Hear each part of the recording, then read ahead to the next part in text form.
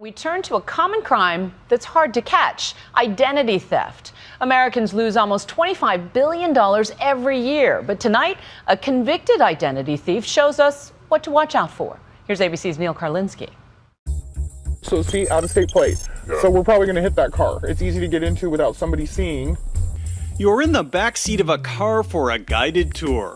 Those work vans, not only are they easy to get into, but they're easy to steal. With a convicted identity thief. We had like full-on credit cards to bill companies. She's spilling her devious and devastating secrets. And that Chevy, because look at it, it's probably got a ton of stuff in it. Did you tell me you had a pile of purses? I have a bunch of wallets. Alice, not her real name, has agreed to drive around with Doug Shadell. I don't know how people sleep at night doing this kind of thing. A longtime fraud investigator now with the AARP. Here we have any kind of fraud scam you can possibly imagine. After years chasing identity thieves and con artists, he decided to do something it seemed no one else had tried, asking the convicted bad guys themselves to show him how they do it. To his surprise, many love to talk. Don't leave your PIN number in your wallet.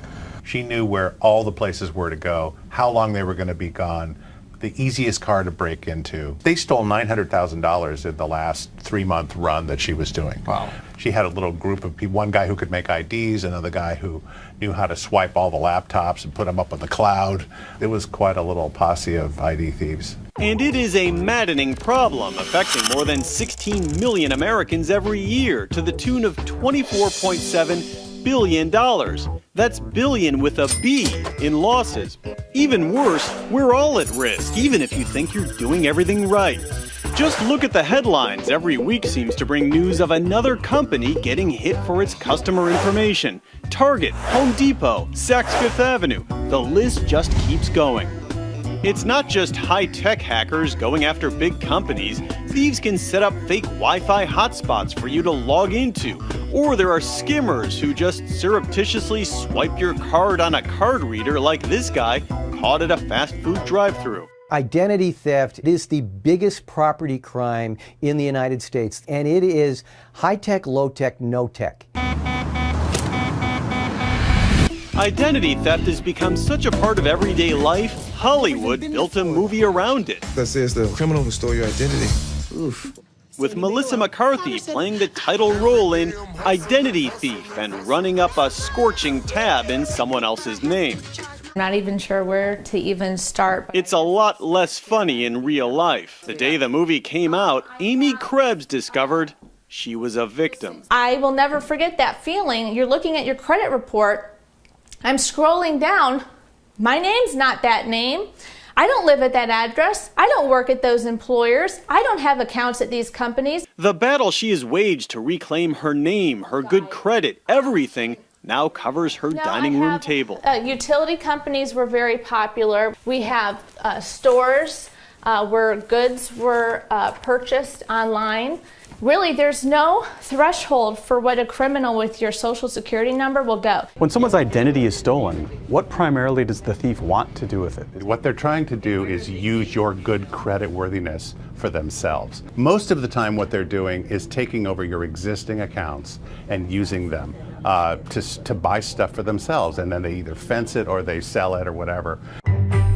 In the case of our thief, Alice, some of her favorite targets, simple stuff, often right out in the open, just sitting on a car seat. Yeah. And backpacks, oh my God, the backpack is like, come break my car window.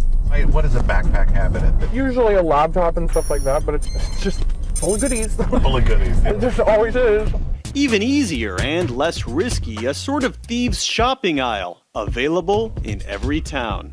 I'll hit mailboxes. It's compulsive now. And I will walk up to the house and take mail out of the mailbox that's attached to your house. Because I don't look like I'm a criminal. She's really an astute observer of human behavior. Yes. Yes. I think that's what con artists have in common. The capacity to put yourself inside the mind of the other person long enough. It's like casing the joint. They're casing your brain in a sense. And so they all have that. What they don't have is the sympathetic aspect of empathy. To not steal from you. With so many thieves just like Alice walking among us, what's an upstanding person to do? For starters, get a lock on your mailbox, shred important documents before tossing them, and sign up for online access to all your accounts so you can keep a close eye on them. You have to encrypt and protect the data on your computers, your laptops, your smartphone, everything you have. It is so easy to steal an identity, and it's so difficult to fix it. Amy says she doesn't know how she became a target for an identity thief, but she filed a police report, and the cops actually caught a suspect who lived nearby and who later pleaded guilty.